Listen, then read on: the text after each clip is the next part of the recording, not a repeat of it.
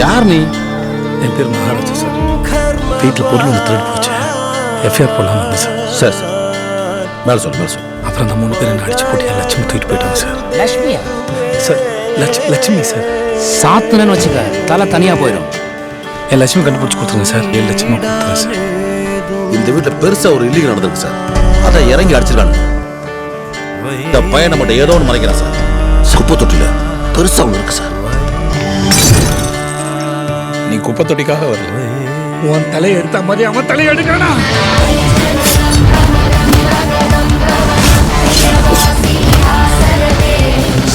Shiva